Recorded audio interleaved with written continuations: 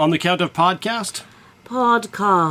Welcome to the I Hate Critics Movie Review Podcast 1993. I am professional film critic Sean Patrick. I'm Amy. Of Amy fame. I've heard that. Yeah. The show is presented by... Oh, the Pontiac Fiero. It's supposed to smell that way. Now, MJ is here, but they're on their iPad, so don't, Not iPad. Nintendo Switch. Oh, you switched them out. I don't switch them out. I'm not a fucking parent. It's not my job. Those darn kids and their devices. Oh, get off my lawn. You know MJ's going to be 20 next year, right? Autonomy is in effect now. And if one can avoid talking about any movie, the Nintendo Switch is for you. In all their defense, I mean, we did watch Mrs. Doubtfire last week. So, yeah, I think that MJ is very scarred from that. Yeah. I think we all are. What a piece of crap. Piece of crap that was. Absolute garbage fire that was. God. And I was surprised, I was waiting. I dropped a written review that I thought was like, people are going to be so fucking pissed about this. And I got really positive responses because it's hard to refute anything that I said, because it's right there in the movie. There's no lying about what we witnessed. He did do those things. He did those things. So, yeah, you really can't it's indefensible, honestly. When you're watching a fun, loving, comedian or comedy from 1993, and you realize that it's a villain origin story, and that's what it was. Thankfully, we never had to hear from that character again. The incel Avenger. Oh my God, I will. The men's rights activist. I hate it. I hate it. And Worst women are comic shrews. book ever. Yeah. God damn it. It's set in the 70s, and he's battling the Equal Rights Amendment. Oh my God. Oh my God. God. Yeah. The movie we watched today was, even in the way we had to watch it, was 1,000 times better than Mrs. Doubtfire. And no one's fucking heard of it. Yeah. But nobody's heard of it, but this cast. Yeah. We're talking about Martha Plimpton, Joan Allen, Chris Penn, Udo Kier, Maury Chaykin, Stephen Tobolowsky, Jake Gyllenhaal. Jake Gyllenhaal is in this movie. Briefly, but I'm naming all of these actors, and I guarantee you nobody is shouting the name of this movie. No. They're like, oh, that sounds like something horrible from the 90s. No, it sounds like a modern day, independent film. Joan Allen, Jake Gyllenhaal, Udo now Kier. It would. That would make sense. Is this the cast of the next Ari Aster movie? No. Oh my God. This is the cast of Josh and Sam. Josh and Sam. Not a 90s sitcom on Nickelodeon. No. It does sound like it should be, though. Yeah. Josh and Sam, sponsored by the Pontiac Grand Prix, by the way. Yeah, the Pontiac Grand Prix. Do you know anything about the Pontiac Grand Prix? I think it smells better, but it does smell like your grandpa's cigarettes. And possible coffee farts. So, but... it was powered by that. Powered by your grandpa's coffee farts. It was nice. I was so excited because I kept yelling at him like, "Is that a fucking Fiero? That looks just like the Fiero on our Facebook page." And he's like, "No, it's too big to be the Fiero." And then we look around and I look it up. I'm like, I have to know what kind of car this is. And the weirdest thing, again, no one's fucking heard of this movie, but I type in Josh and Sam, what kind of car? The picture of it comes up. Like everybody's looking at that. Like everyone knows. Yeah, it's so weird. Just a bit of a tangent for a moment. Something about, fart obviously has its own connotation. Right. But when you add coffee to it, it gives you the connotation of a really hot, wet fart. Now add to that what your bowels do when you have a cigarette. See, I don't know that one. Yes, I've never had a cigarette. This is the reason. Well, you had a father, though. And I'm going to tell you right now, as somebody, maybe if you're hungover, you have a coffee and a cigarette, you're shitting for hours after that. Oh. That car smells like sadness. That's all it just depression. and seasonal affective disorder. I mean, it's all of it. It's all of it, and then some. How did a man who is that pickled actually light a lighter in front of himself and not explode? Oh my God! Stop it! I wonder that all the time. Stop. It's your father. Sorry, Dad. Oh, stop it! As I was looking at the floor. I know. Stop. Horrible. If I look up, I only see Mom. Oh, stop it! You always have to bring Dad into it. Oh boy. Good job. You made it about coffee farts, and that man. I said your grandpa, and that's not who I was talking about. But I'm just saying, you know. Anyway. That man could wreck a bathroom, is all I'm saying. How do you flawlessly seg back into the film with that? There really is no way. I mean, there is a bathroom scene in there. Jacob Tierney stars as Josh, and Noah Fleiss as Sam, his little brother. Mm-hmm. Josh is a jerk who convinces little Sam, who's 8, to believe that he is a mutant of some kind, perhaps a robot, who's being sought by the CIA.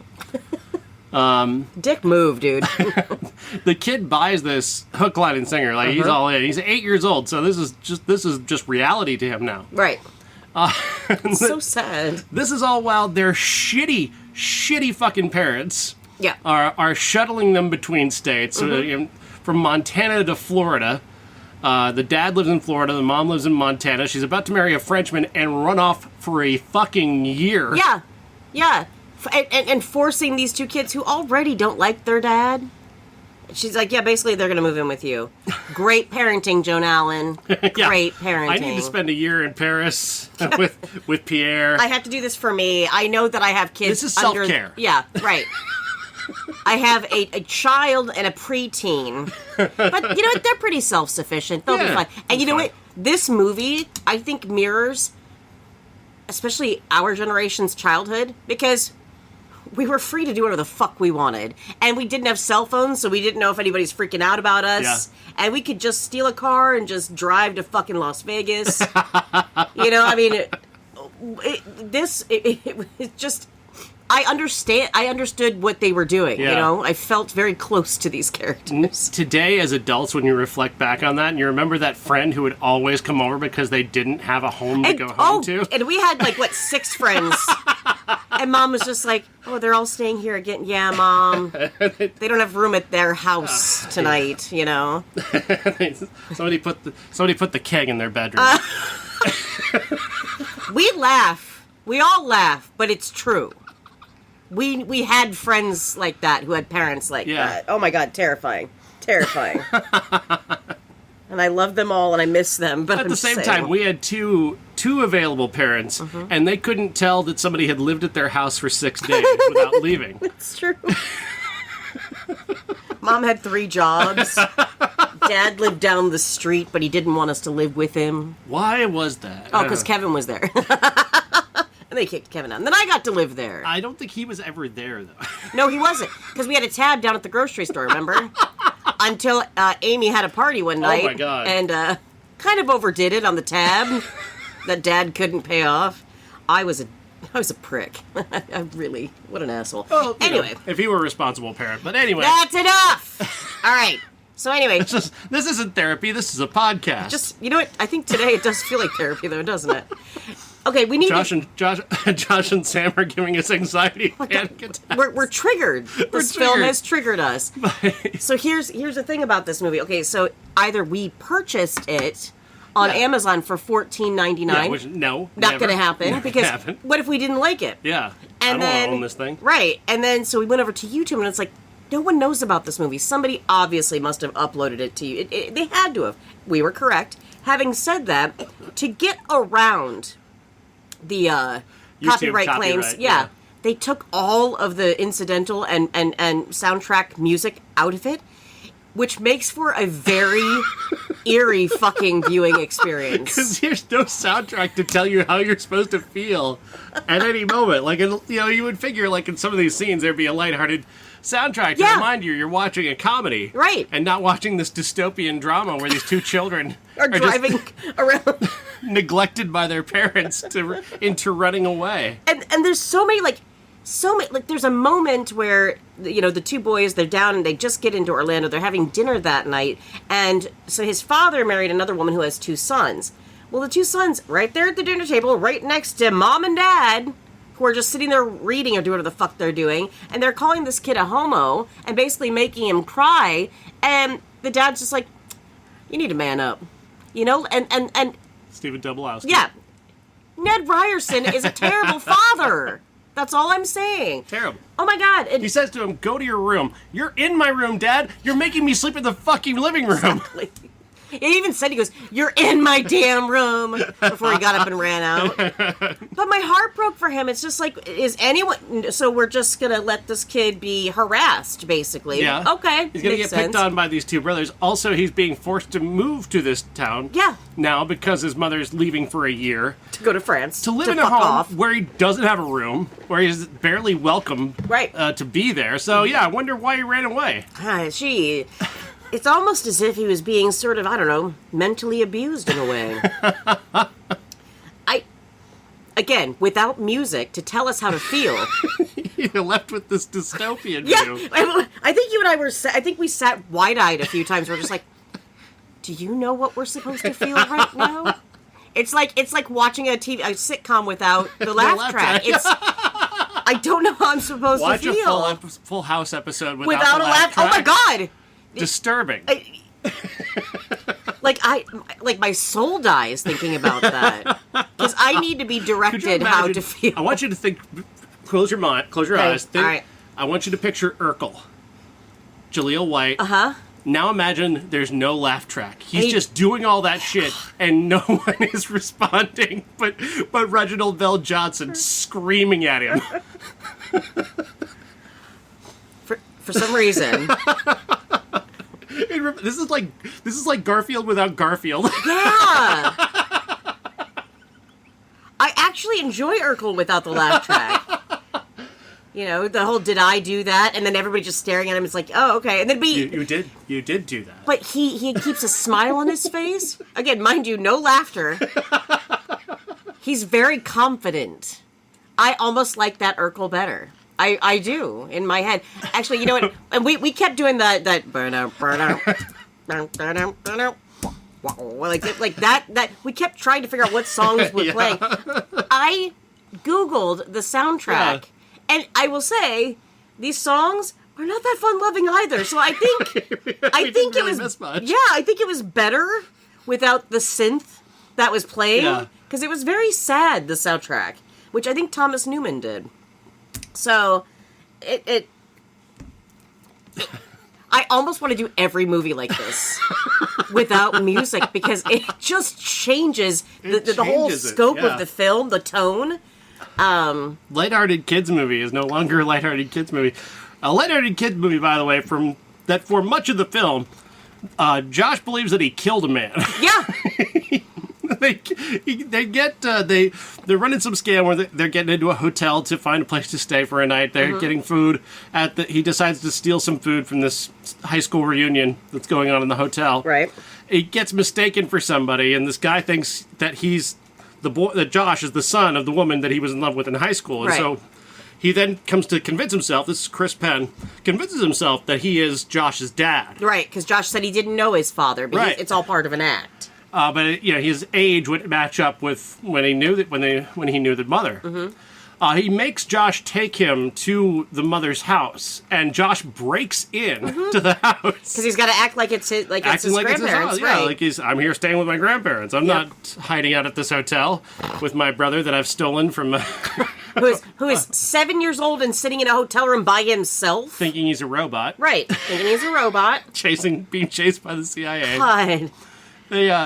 So the guy is like figuring out their little ruse, and to get out of it, he just picks up a pool cue and whacks this guy over the skull, knocking him unconscious. Yeah, and then he tries to feel for a heartbeat, and he doesn't find one, so he just assumes that he Just murdered assume him. he's dead. Yeah. Yes, I've committed a murder. I can never go home. So both of these boys now are completely tortured. Oh yeah, and yet Sam is so prepared. He just goes and gets in the car and starts it up. I'm He's going to eight, by fucking the way. Canada. I'm out. I'm not going to let these people use my newfound robot abilities against me. Well, and so how the Pontiac, our sponsor, unofficially, comes into play is that this Chris Penn's character, he's knocked out on the floor, so the kids are like, take the fucking car, the Pontiac. They've already got Pierre's credit cards. That's the Frenchman that mom's running off. off with. Yeah, so he's got. Joan Allen, by the way, does not come back. She fucks off to Europe, and we never hear from her again. That's not true. We see Pierre again. Well, no, because she has a phone call with him. Remember? Really? Oh, yeah. Okay. She has a. You might have fallen asleep at that. I might have nodded off. She is really pissed off because he's calling her from the airport, and she's like, "You're going to stay in the airport tonight because they had turbulence. There was a storm, Right. so it grounded the plane that they were going to go back to see their mom before she fucked off to France." Yeah, again, really great dad moment from Tobolowsky. They've been flown down to Florida. Mm-hmm. They're with him. They're supposed to be there for a week. Mom calls, says, "I'm going to Europe." So what you're going to do is fly all the way back to Montana for a week, grab your shit, yeah, and then come Get back the fuck out, yeah. to Orlando. You're going to do this all in one. Mm-hmm. Grab all the shit and come back by yourself. By yourself. Don't send. Dad's not coming with you to make sure to help you gather the things that you need. Because apparently you're just going to be responsible enough as a 12 and an 8-year-old to fly home on a plane, get a taxi home by yourselves, go in and pack up what you need, and then fly back alone. Because baby boomer parenting. This is why we're all traumatized. I love you, Mom. I'm sorry. I'm not saying that to you. It's true. But, I mean, you could have flown to Phoenix. When you were 12 years old, you could have flown to Phoenix and just nobody would have fucking known for days. Yeah. And then they'd be like, where do we even begin? We don't have a phone tree. Remember phone trees? Yeah.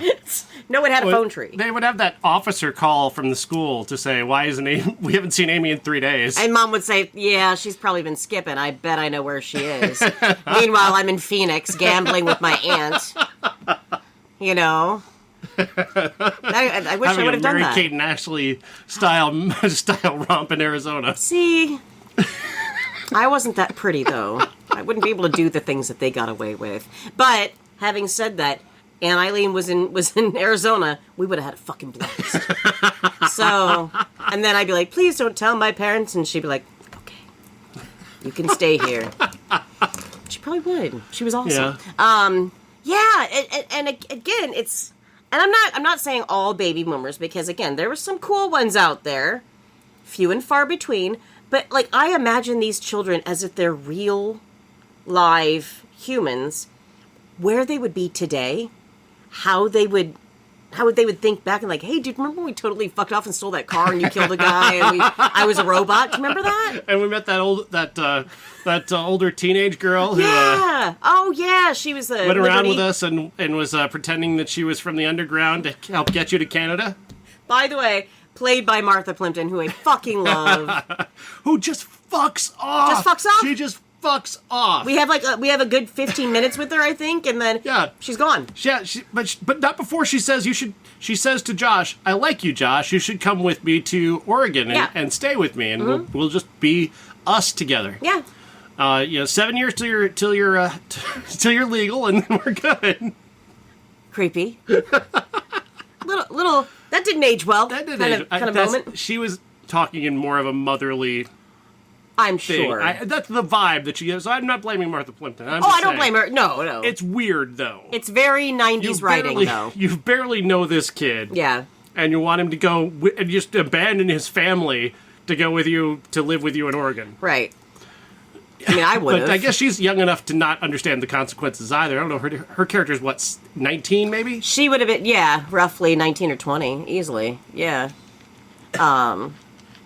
Yeah. But, I mean, again, not enough time to really develop a full character, but I liked her. I liked her character. I felt safer when she started taking over the driving. Yeah. Thank you, because 12s and 7s should not be driving. No, Sam didn't do that bad a job, because he's a robot. He's a robot. So he knew what he was doing. He could aim really well. He's not really a robot.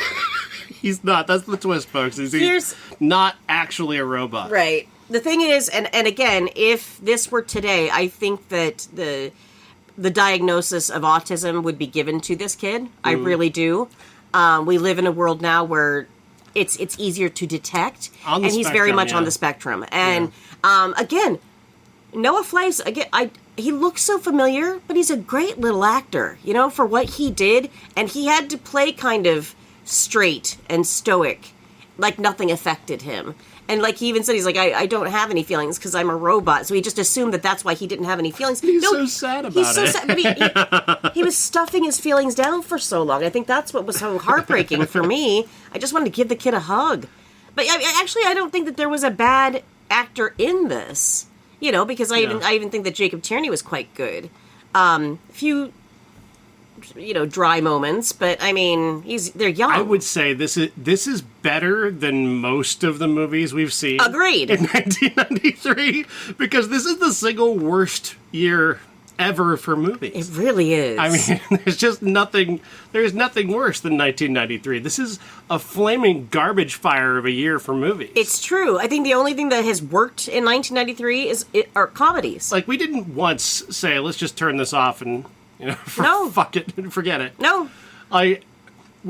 Physical pain went into watching Remains of the Day and not Mrs. turning it Doubtfire. off. And Mrs. Doubtfire especially, was just absolute fucking torture to sit through. We This did it. wasn't No. torture to sit through. Part of it was because we were entertaining ourselves with the lack of the soundtrack, and that certainly helped it. It's fun because I kept trying to think of what pop songs would play right there, and then like I said, I'm like, ooh, there'd be a Sting song right here, there'd be this and that, and then when I find the soundtrack, I'm like, Jesus Christ, it's all ambient music. It's all except for there's a band called the Drunks on there, but it's instrumental, which Yeah. isn't terrible. I just don't. I don't ever want to watch this movie with music though. Like if I ever watch it again. Wild tangent, got nothing to do with anything, Yeah. but just amazing soundtrack things that I know you, at the very least, will appreciate.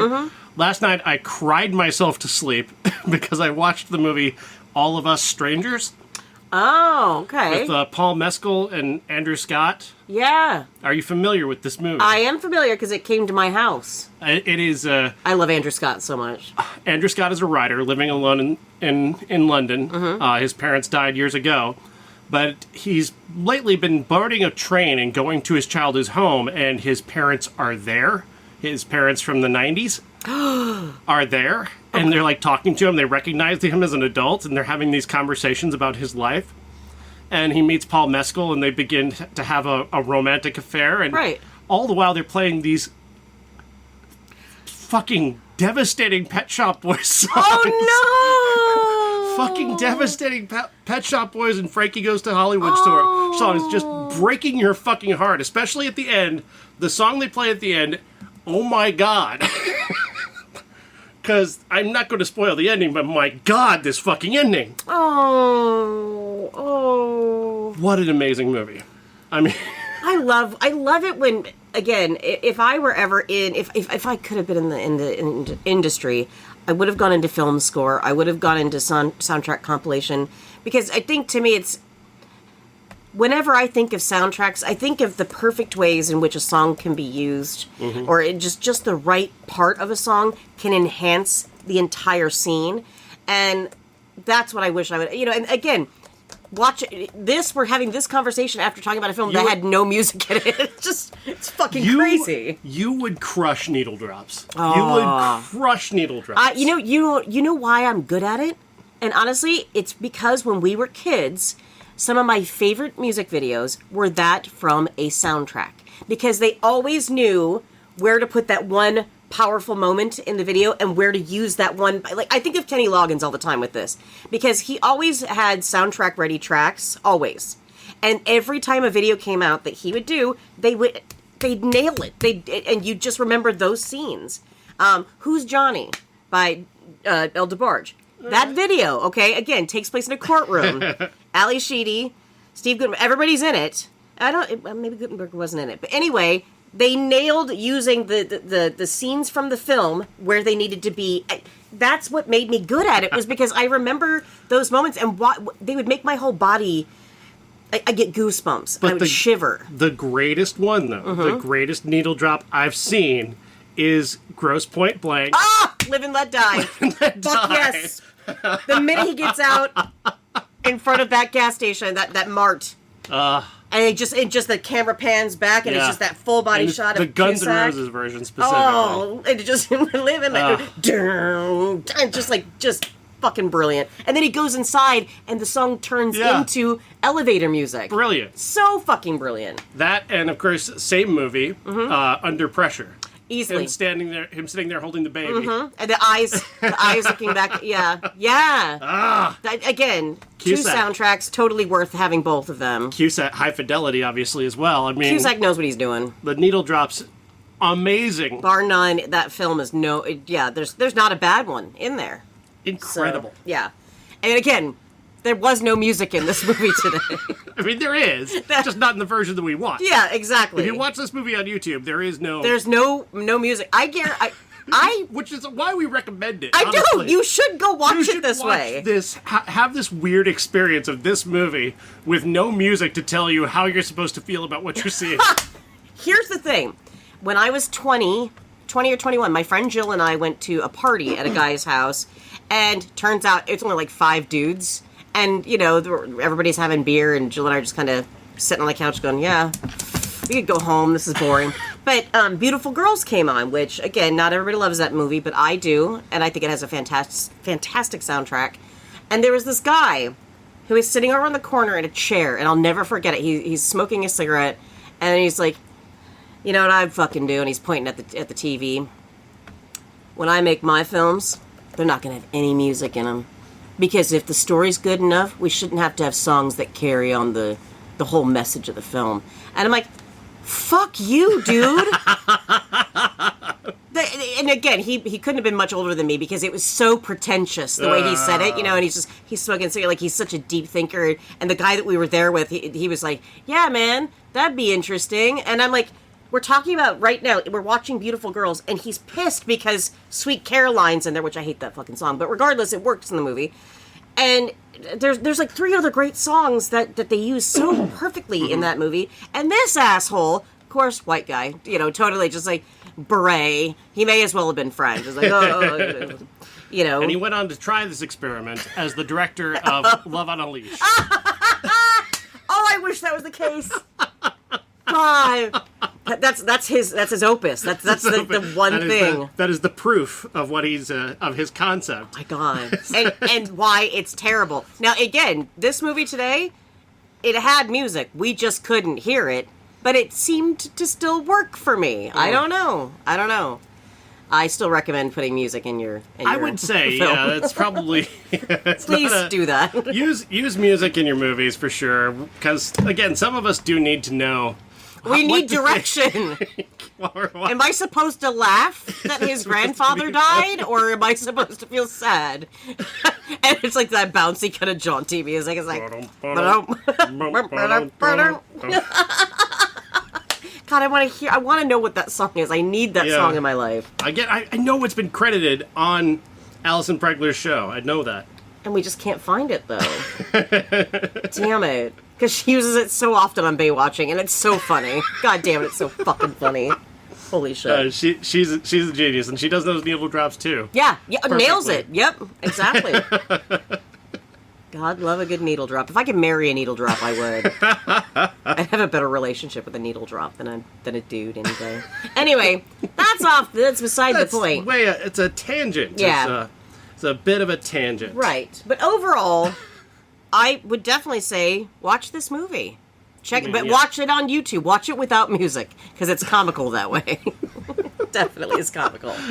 You'll be like, I don't know if I feel sad or if I'm happy. I don't know how to feel, because I need somebody to tell me. Give me the laugh track. I need the laugh track. God damn it. Yeah. So, highly recommend Josh himself. Mm-hmm. Yeah. Fuck yeah. Either way, I mean, it's a good movie. It's well acted. I like everybody in it, except for Ned Ryerson being a horrible father. I keep calling him that. I know he's not that. He just was in Groundhog Day. And don't forget Joan Ellen, terrible mother. Terrible mother. Terrible mother. I had friends that probably had both of those parents. You know what I mean? Where's your mom? Oh, she went to Argentina again this week. You chose to have these children. That's true. Yeah, you know And you what? had choice Yeah. while you were Right. alive. This is before abortion was taken away. So I mean, fuck. Right back where we started from. Thanks, Wah, America. wah. Yeah. Can God, you imagine that song playing while you're going to get a back alley abortion? I'm telling you. Yeah, terrible. I would like that song that we're thinking of. I would like that to be just in my life all the time, like wherever I'm walking. It's like when Stewie played the trumpet or the tuba for people. Yes. Oh, but that was to fat people. So cruel. So cruel. So cruel. Yeah, so Josh and Sam, yeah, check it out. It's on YouTube. Yeah. I should, the non-music version. Amy will put it up on the Facebook page. Oh, I will. If she can remember her password. Ah, la la la la. Sorry, I was listening to a dude talk about chakras. Josh and How are your Sam. chakras after Josh and Sam fully aligned? I don't feel anything. Your aura is a tad yellow. What does that mean? Okay, so Josh and Sam, 1993, full movie, voice track only. It's Rollin Lax, I think is the person that uploaded it. I would go check their, oh god, they did a lot of, holy shit. They have Needful Things up there without noise. The Stand. The Langoliers. Without soundtrack. Oh my god. What? Left Behind. Oh my god. Kirk Cameron's Left Behind. Are they all without noise? Oh my god, that's hilarious. That thrills me to no end. I want to go watch Kirk Cameron's Left Behind without the swelling Angels on High kind of music. That's brilliant. That's fucking brilliant. Yeah, Rollin Lax. It's R-O... Can you imagine yeah. saving Christmas without that awful Christmas music ever? Saving Or Christmas. the dumb rap songs that Oh god, his stop friends it! do. Or that dance that they did toward the end of... Oh god, but with no music. no music! It's just sad white people dancing. I would watch that. And I did enjoy that. Then you replace it with...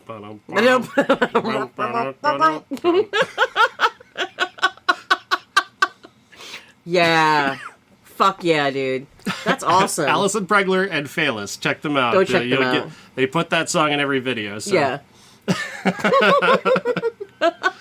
Alison's latest is Richie Rich, the sequel. I without saw Macaulay that. Culkin. Yes. Highly recommend. Highly recommend. I saved it. It's in my queue because I got to watch that. Yeah. Hell yeah. So the more important part of this podcast from 1993 is brand new episodes of Doctor Who. Look, we've got Tennant back for just a short period of time here. We're and I'm so excited. We'll drop it off once the show is finished. Yeah. The specials. Or the specials are finished. Not that I don't, because I'm super ready for, I'm always saying it right. Ncuti Gatwa. Is okay, because I always say it wrong.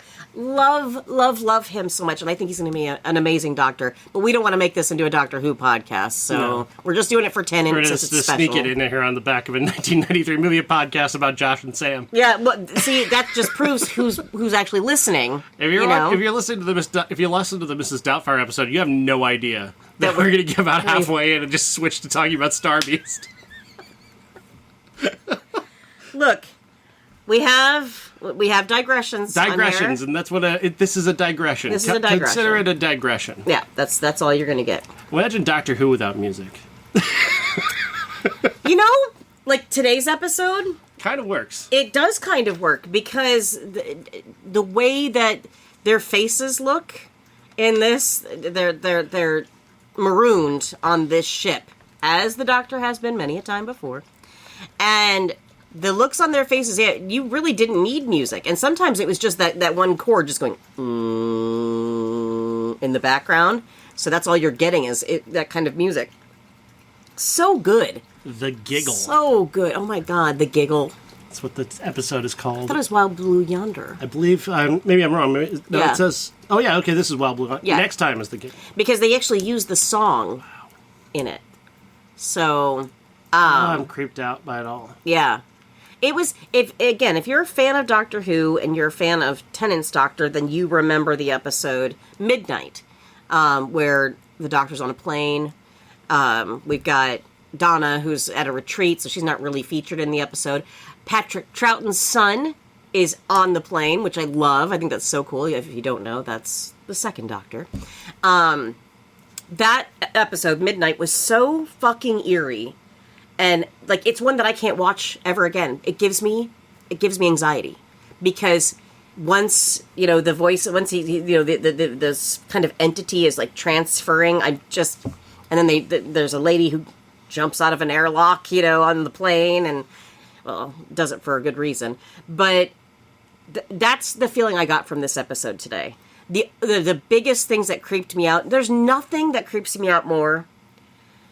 And I used to have these visions when I was a little kid of somebody growing giant, like huge, like they could step on you. That gigantic movie poster that I have of Paul Rudd from Anchorman. Yeah. You know how big that is? It Right. takes up an entire wall, floor to ceiling.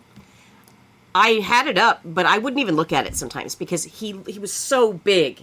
He was so big. And there's moments in this episode where they kind of are The premise characters. is they've crashed on this ship. Yeah. That is on the very edge of space, like the edge of space. And the TARDIS is going through it, so it fucks off and just leaves TARDIS, them yeah. Donna spilled coffee on the TARDIS, and it's exploding and burping fire, and then when it senses danger, it runs away. And so they've got to try and figure out what the Pussy. danger is, and once they can get rid of the danger, then the TARDIS will return. But they've got to figure out what the danger is, and the danger is them. Them. Whatever this entity is, it turns into Doctor and Donna. Yeah. And then they're having these conversations. My arms are too long. What do you mean your arms are too long? My arms are too long. And then pretty soon, their arms are fucking too long. Like Donna has one arm that just like gets elongated. Yeah. But then it's the fucking Doctor who has the giant fucking hands that could crush somebody. Terrified me. I can still see it in my head. And then when they become so large, because obviously the real Doctor and the real Donna are running away from them, they grow too big because they haven't acclimated. They haven't correctly. completely edited their DNA properly. Right. Because, you know, as they stole their likeness, they could steal their memories and that kind of thing. And then they just get bigger and bigger. And pretty soon they take up this entire ship.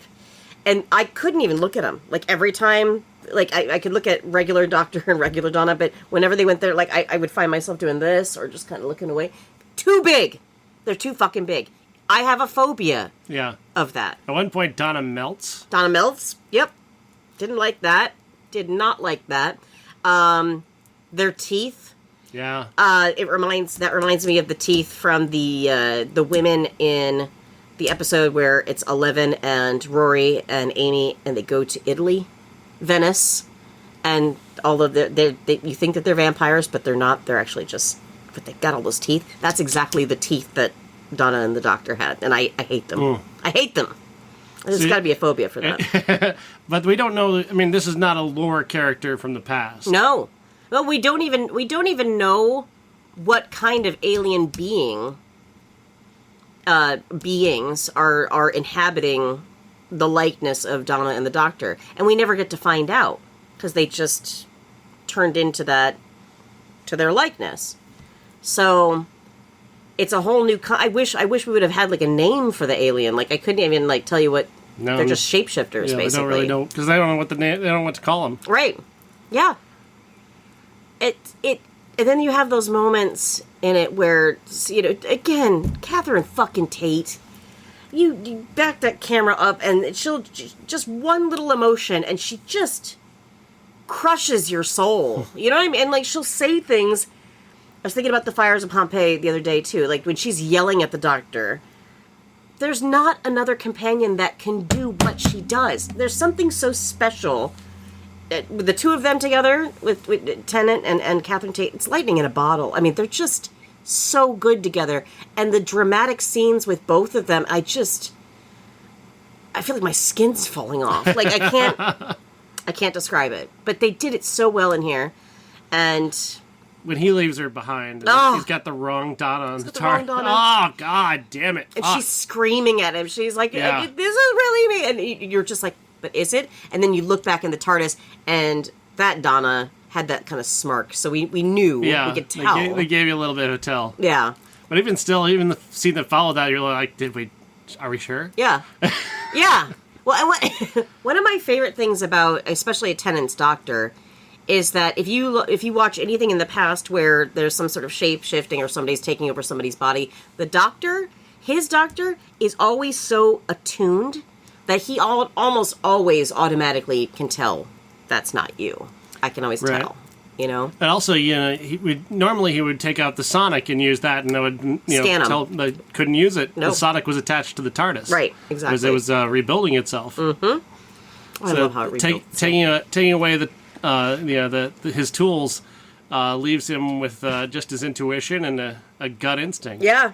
Well, I mean, he's been alive for thousands of years. I think he knows a thing or two about a thing or two. And yet he still almost leaves Donna to die. He almost leaves Donna to die. He does figure it out. He does, but it almost happened. Now, see, okay, so in order so far, I think Star Beast, just a better episode, obviously. Because this is a bottle. This is definitely. This is just two characters most of the time. We'll get to one other character that shows up, but I wanted to focus on. So one thing that's hit me both in Star Beast and in this one is when Donna looks at the doctor and says, "Where's Rose? I've got to get back to Rose," and it just breaks my fucking heart because I don't think she realizes it when she says it. But, like, she's got to be breaking both of his hearts every time she says it. Every time. Because he's thinking of another Rose. Mm-hmm. Mm-hmm. Yeah, I was really kind of hoping we'd see Billy Piper at some point. I'm hoping. I have no idea. I'm holding out hope, but I don't think it's likely. Having said that, it is nice to see a face at the end of this episode that made us both cry. Oh, my God. Because this was Bernard Cribbin's last episode. I can't look at him without crying.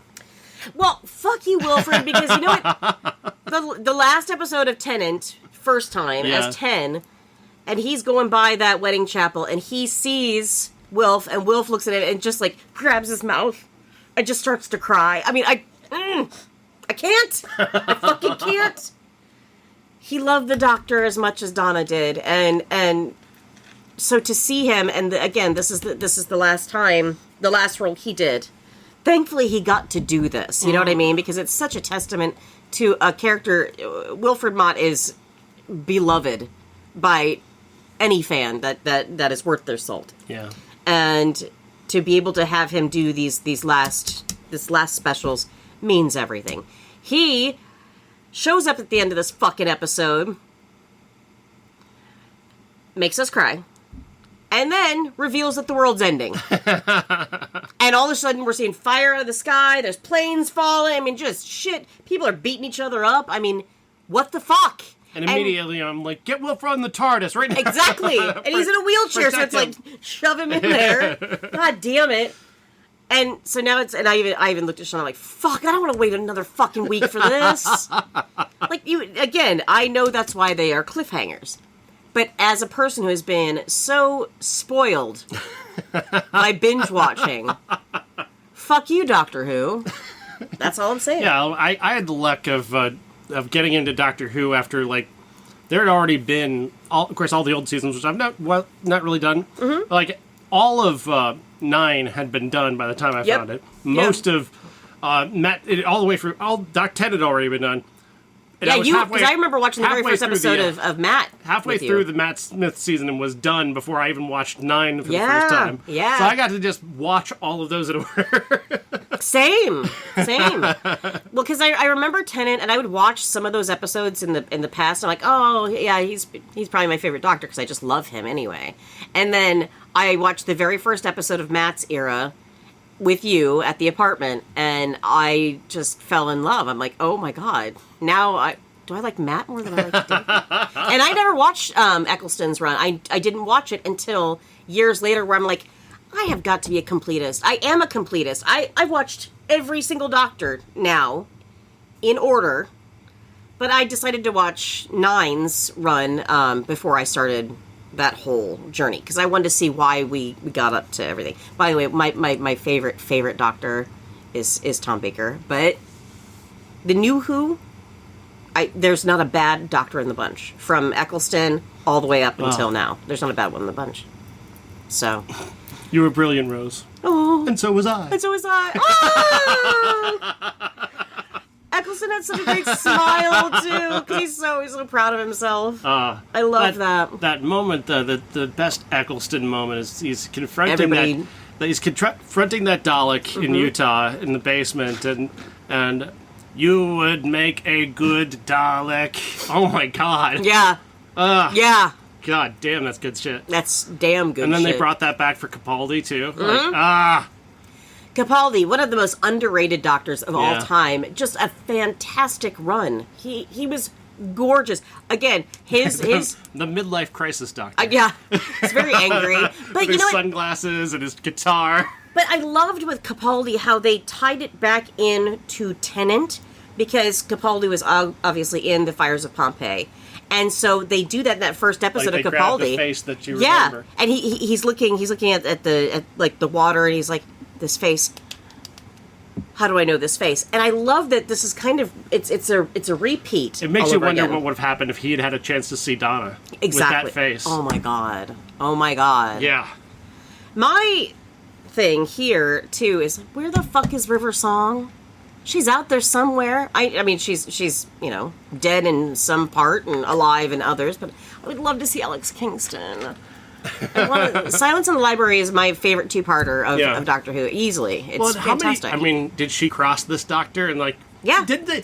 Silence in the Library. No, but I mean, this older version of him. Oh God, right. Didn't she say in Silence in the Library, you were older? Fuck, you did. And we all thought she was referencing Peter Capaldi. That's true. But then they spent, 24 years on Beryllium together, too. But, I mean, she'd seen every single iteration, or every Doctor she's gone back through. Yeah.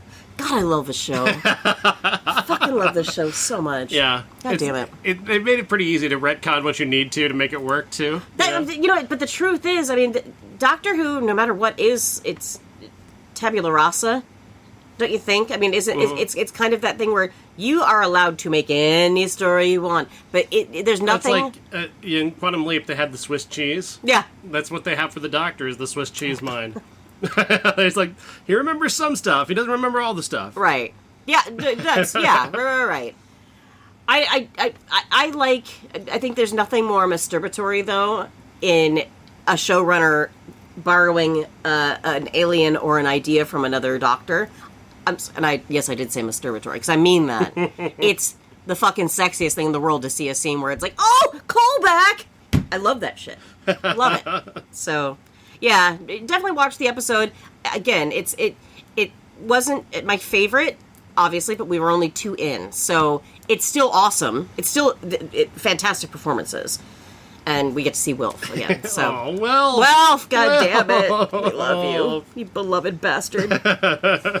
Yeah. So what do we got for next week, then? That is a fair question. The thing about 93 is that it's such a disjointed year. Like, Josh and Sam were relatively close to time when it came out, because it was released on November 24th of 1993, so it's close. Yeah. But, like, there was a week where there was just no wide releases. Just zero wide releases, like the first week of December. They're like, fuck it, we're not putting out a movie. But it's Christmas blockbuster time, isn't it? You would think, but Not in 1993 it wasn't. They just didn't have anything for the first weekend of December. There was no new movies. Wow. So we went with Josh and Sam. Yeah. Which was the second, it came out the same weekend as Mrs. Doubtfire. And Josh and Sam was the superior fucking Josh film and Sam in was that. the superior God damn movie. it. Fuck you, Mrs. Doubtfire. Because 1993 is so fucking weird. It's so weird. I was watching this guy. I was watching this guy on YouTube last night who's reviewing. He's a young guy who's reviewing old MTV Music Awards. Yeah. It is so hard to watch just how cringe those are. You sent me clips, and I'm like, I don't want to watch these because those were good memories for me. Except for, and it's funny because I think it was actually in one of the clips, or in like the thumbnail for it. It's Courtney Love and Madonna. I remember watching that live Courtney Love throwing her fucking compact up at 3 of them. Madonna. Yeah. Yeah. And Madonna's like, oh, just bring her up. Jesus Christ. And then they get up there and they just hate each other. You can just tell. Well, Madonna hates her. Courtney's on Courtney, another planet. she's so fucking drunk. I mean, she's She tanked. falls off the chair. Yep. Did you know, this is interesting. We did not see that live. What? We saw that on MTV News the next day. No, It did not air live. That is not true. Is this the Mandela effect? I swear to God, this did not air live. It aired the following day on MTV News. Oh my God. While that was happening, we were watching a recorded interview of the Red Hot Chili Peppers. Oh my God. That is the Mandela effect, isn't it? Because I swear to God, I remember that. You do remember it because it did happen, but it happened. But I thought it was live. Not live. Wow. My Owen Wilson's really coming in. Wow. I keep doing that a lot.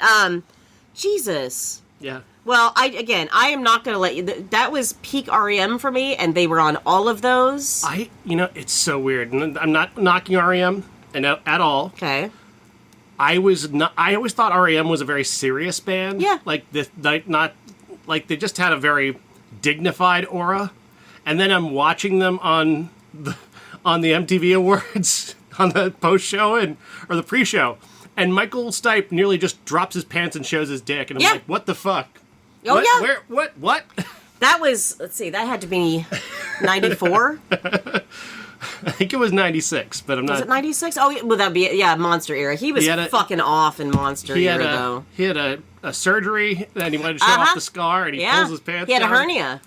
I remember that. Peter's joking about how he's getting his sex change tomorrow. Oh, yeah.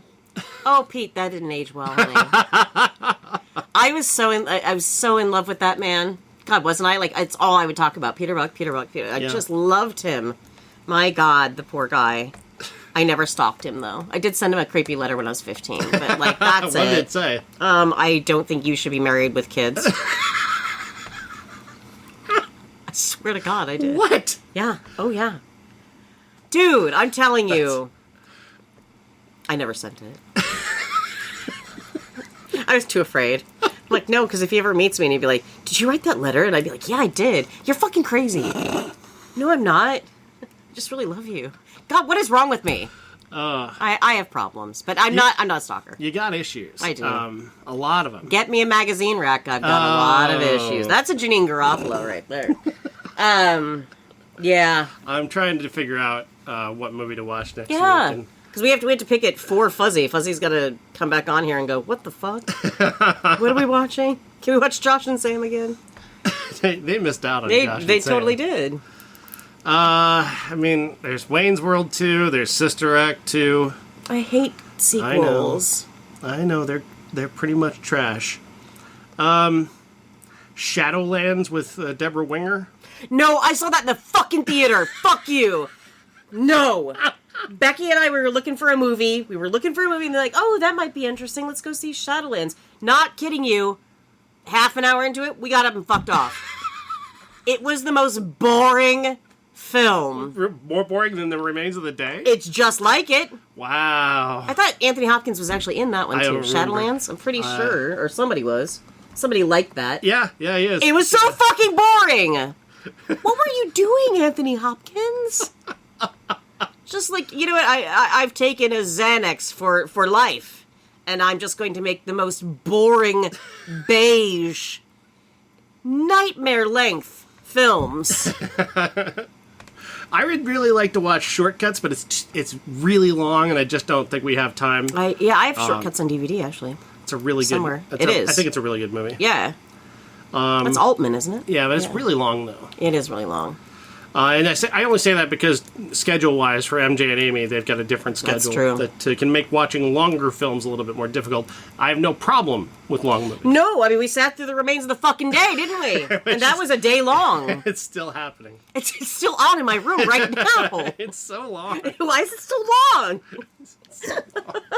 No, we're not doing Shadowlands. Unless, like, part of me, like, kind of wants to. Like, will I make it? Because I didn't fucking make it the first time. It's weird that he did 2 horribly boring movies in 1 year, though. Like, that just blows my mind. I forget what it was about. Oh, C.S. Lewis. That's right. He plays C.S. Lewis. Oh. Yeah. It's directed by Richard Attenborough. Yeah, I'm guessing what, 4 out of 5 stars probably. Am I just? I'm just ignorant, aren't I? I have no taste whatsoever. How are you with Will Smith? We're not friends. What would you say to watching the Academy Award nominated Will Smith movie 6 Degrees of Separation? I love that movie, actually. Really? Yeah, I do. I love that movie. Because I remember back in the day, Michael Stipe said people need to see this movie. It's really good. So I think he plays a drug addict. I'm not sure. Yeah, I'd fucking watch that movie. All right. I'd fuck with it. I don't know when it came out. It's not. I know it's an Academy Award nominee. I'm looking at the Academy Award nominated movies that we've not touched yet. I relatively recently watched The Piano, and I really don't need to see Harvey Keitel's dick again anytime soon. Yeah. In the Name of the Father is going to be a no from me as well. I just don't want to. Daniel Day-Lewis, I mean, and that fucking method acted bullshit. Don't get me wrong. In the right role, he's fantastic. He's great in Lincoln. He's incredible in There Will Be Blood. But honestly, just some of that shit is just tiresome. Yeah. Just tiresome. Yeah. So we're not going to do Philadelphia. We're just not. We're straight up just not going to do it. You've been listening to this podcast long enough to know that we try to cancel ourselves every fucking weekend with this Philadelphia podcast. and Schindler's List are banned from. They have to be banned because we can't laugh during those movies. No, there's nothing. I mean, you could be like, try to be edgy like Matt Rife and make a dumb joke. You could do that. Ugh. We may be ignorant losers over here on this podcast, but we do not like to hurt or offend anyone, and we definitely don't want to laugh at something that at that point was so fucking serious and scary. Also, we peaked with the idea of Pauly Shore as the star of Schindler's List. Oh my god, we did. And that was our Seth MacFarlane moment. Where we realized, we need to apologize. We do need to apologize for that. We need to do an apology tour and say we're sorry. But it's still in my head, though. I still see it in my head. Stop wheezing the Jews. Oh, God, buddy. chill! Burn it with fire! Burn it with fire! Yeah, no, and for us, we have to be able to laugh. Yeah. That's why we do movies like The Remains of the Day, because it's not going to hurt someone's feelings if we hate this film. You know what I mean? Yeah, or if it does, well, go watch The Remains of the Day. Yeah. Take a nap and forget. Don't check out our podcast on YouTube. Yeah. Your Earl Grey, and sip it lightly while you enjoy The Remains of the Day. Melt down some Xanax in a spoon. And just Inject it, just snort it. Put on your favorite corduroy pants. Get out that one nature cassette you bought from Target that had the Loon song on it. Play that for a while. Mrs. Doubtfire, on the other hand, don't watch it. Don't watch it. Don't watch it. Or if you're going to watch it, maybe you're in an abusive relationship. You're a woman who's being abused by a husband emotionally. Yeah. Show him this movie and go, this is what you're doing to me. This is what you're doing to me. Lying. Not being a good partner. No. Trying to be friends with our kids instead of being their parent. Right. This is what you do to me every day. This is why I don't love you. This is why you're a horrible person. This is your villain origin story. Fuck that movie. Incel Robin Williams is the worst Robin It Williams. is. So if you have the choice and somebody says, hey, you know what? I've got YouTube and we can either watch, I don't know, here's your choices. You can watch like Son-in-Law, we can watch Mrs. Doubtfire, both very funny movies, or you can watch Josh and Sam without any music. Watch Josh and Sam without any music. It's 1,000 times better than either one of those two movies I just Honestly, named. thank you to that creator Thank for you. doing that. Absolutely. Absolutely. Yeah, I mean, really, truly, you not only did you give us a movie to enjoy, you gave us a social experiment You did. in movies. Yes. A chance to look at movies in a very different way.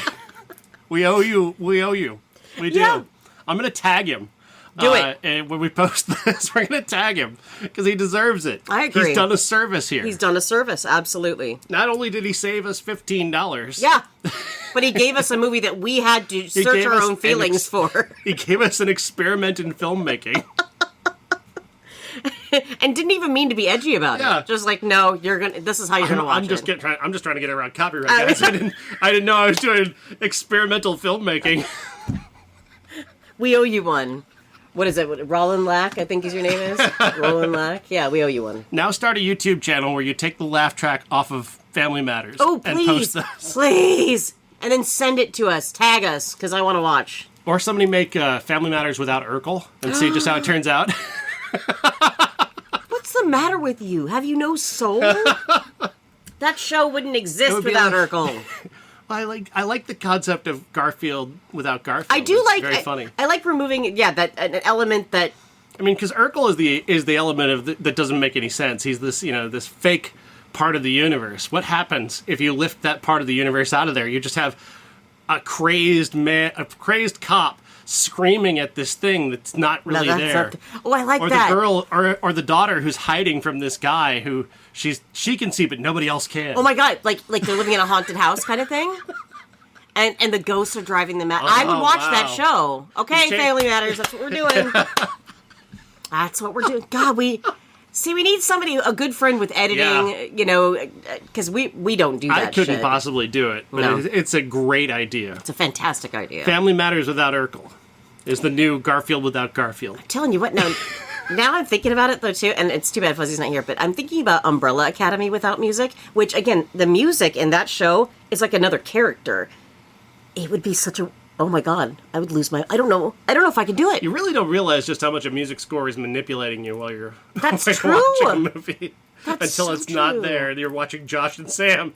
Of all this- fucking movies. This family romp is turned into this dystopian adventure film. And I won't say devolved. I would say evolved. Improved. And it definitely did. It's true. Oh, I want to watch more movies like that. He's got a full list. We're gonna have to. I know. We're gonna have to. All right, that's right. all there is. for Bye. the show. Good day.